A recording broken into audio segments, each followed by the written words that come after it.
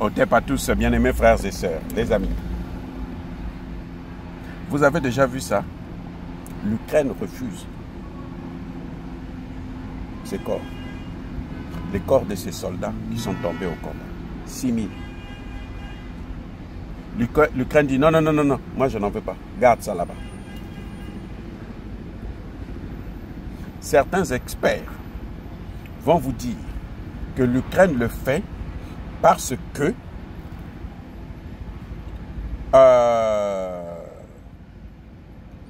il y a un coût d'investissement pour reprendre ces corps-là, les enterrer, et tout, dédommager les familles, tout ça, machin, de au moins 2 milliards d'euros.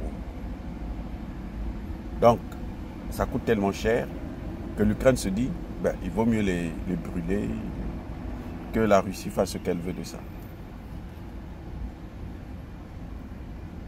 Eh oui, c'est ce que certains experts disent. Moi, je dis oui, c'est vrai, il y a ça, le coût.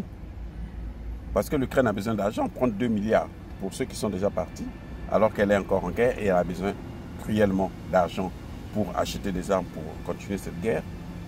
Donc, ça peut peut-être se justifier, mais bon, ça c'est maintenant, ça dépend de chacun. Et je dis tout simplement que l'Ukraine découvre qu'elle ne peut pas mentir le monde entier pendant longtemps. Parce que tout cela, ça montre que, mais ils sont nombreux à partir. Parce que les premiers prisonniers là, quand on a dit qu'il faut faire l'échange de prisonniers, l'Ukraine n'avait même pas le tiers des prisonniers russes. On dit on échange 1000, l'Ukraine n'atteint même pas 250. C'est un problème. Donc on comprend que, mais l'Ukraine est en train de payer un prix fort. Et en prenant ces corps, les Ukrainiens vont découvrir que, mais attends, cette guerre-là est en train de nous faire partir nos hommes. C'est le refus, c'est la négation de la vérité, de la réalité et de la responsabilité. C'est ça que l'Ukraine est en train de faire. Thank you. Ouais. Et ce qui est terrible, c'est que quand vous voyez ça, vous voyez que c'est à peu près la même situation que Kagame. Des amis, c'est un génocide, hein? C'est une forme de génocide. Vous prenez vos corps, vous les abandonnez. Pour qu'on les brûle, pour qu'on les mette dans une fosse commune, alors que les soldats qui sont allés en guerre, vous devrez les récupérer. Ça, c'est un crime de guerre. C'est un génocide, c'est un crime de guerre, ça. Kagame fait la même chose.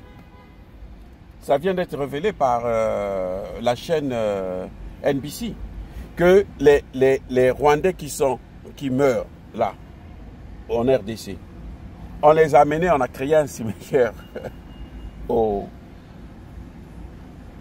Rwanda. Le cimetière est plein. Ils n'ont plus de place. Donc ils sont obligés maintenant de prendre ces gens-là. Quand tu tombes là au combat, là, en RDC, on te prend, on met dans des fosses communes. Parce qu'ils ne veulent pas que la population puisse se rendre compte exactement du nombre des Rwandais qui sont en train de tomber là-bas. C'est par milliers. Et là, je vous dis, les FARDC ne sont pas impliqués. C'est les Wazalendo qui font le travail. Les FARDC font des coups d'éclat comme ça, là, mais ils ne sont pas impliqués. C'est les Wazalendo qui font le travail. Et ça, c'est un génocide. Vous ne pouvez pas, c'est un crime de guerre, vous ne pouvez pas abandonner vos corps, le corps de vos soldats. C'est un génocide. Et vous voyez, tous ceux qui font des guerres par procuration agissent de la même manière. Voilà là où je voudrais en venir, la conclusion. Tous ceux qui font les guerres par procuration agissent de la même manière.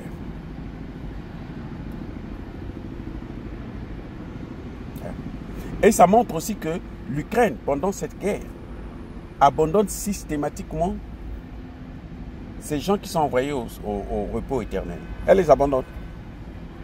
Donc pendant la guerre, là, quand tu tombes là, on te laisse. Quand tu es blessé, c'est grave là. On te laisse. C'est ça qui est en train de se passer. Et c'est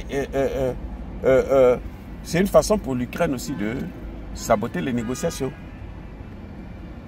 Parce que les négociations ont abouti au point où eh ben, les deux parties sont tombées d'accord pour, comment dirais-je, échanger les corps et les prisonniers. Mais non, vous ne le faites pas. Vous êtes en train de saboter. Comment voulez-vous qu'on progresse dans les négociations si les premières conclusions des négociations que vous devrez mettre en pratique, vous ne le faites pas? Comment? Ils vont évoquer le fait qu'il y a la guerre, oui, mais ils sont en train de faire ce qu'on appelle fight and talk. On parle et on se bat. C'est ce qui est en train de se passer en Ukraine. Oui, c'est un problème sérieux, un problème grave. Les amis, c'est terrible ce qui est en train de se passer. Je crois qu'il faut vraiment que Zelensky arrête d'écouter Macron, Starmer et Metz, l'autre allemand, là, celui-là qui vient de venir, le voyou là encore. Il faut qu'il arrête. S'il veut que son pays puisse exister encore en tant qu'État. Parce qu'à cette allure-là, l'Ukraine risque de perdre toute sa souveraineté. L'Ukraine risque de perdre toute sa souveraineté.